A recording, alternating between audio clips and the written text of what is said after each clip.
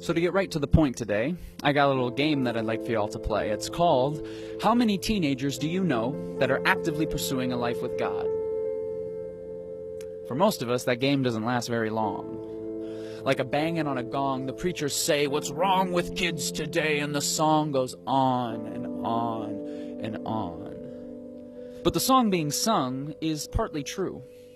We're surrounded by a generation who, for the most part, would rather smoke a joint than sit in a pew. And to be honest, I'm really tired of placing all the blame on them, so I'm here to suggest that perhaps part of the problem, church, is you. Please hear me out. You see, teenagers today, and people, for that matter, would rather live by their own luck because they see the religious system as just way too stuck. And if you heard me say that I read my Bible every day, you'd be like, what the fudge? Doesn't that mean you're quick to judge, never budge, and just a plain old schmuck? And if this is the perception that we're so full of pride, then perhaps it's time we took a look inside and tried to reclaim the part of Jesus that some of us have lost. The one who partied with sinners, touched the lepers, loved the children, and who paid the highest cost. Have you ever considered just how many parties Jesus went to in the Gospels? If someone wanted to throw a party today, church, I'm not sure that they would hire us. People don't want to gather around Jesus anymore. They gather around Lady Gaga and Miley Cyrus. And I'm not here to bash secular music either. I'm tired of that. And plus, I like some of those songs. I'm here to suggest, church, that we also might be in the wrong. Please hear me out. You see, it's clear in the lives of the next generation, the church rarely plays a part. And maybe that's because some of the messages in TV and film and radio are a little bit more from the heart. The church shouldn't be this billboard of propaganda, a list of shoulds and should nots. It should be a living, breathing art piece where people see us and they say, I want what they've got.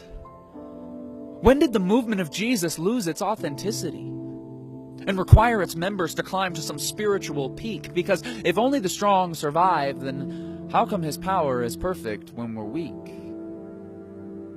Now please hear me.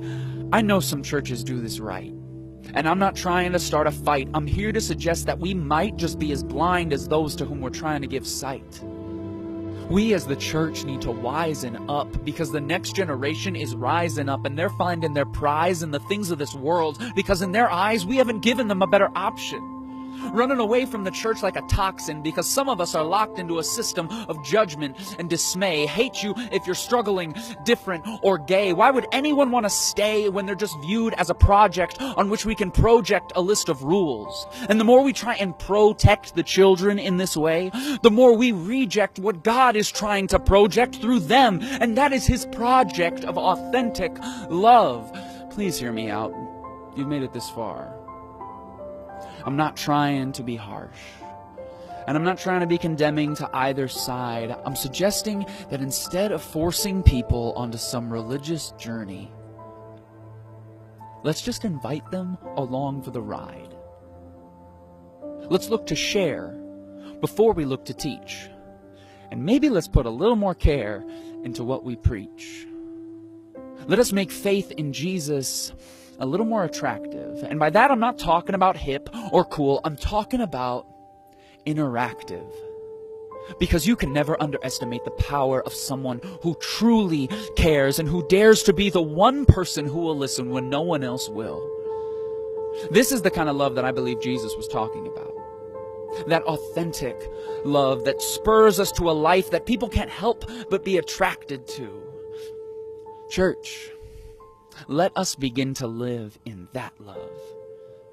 And let us stop blaming the younger generation for every problem in the world and instead come alongside them and invite them on an adventure that Jesus said would bring even greater things yet to come. This is authentic love.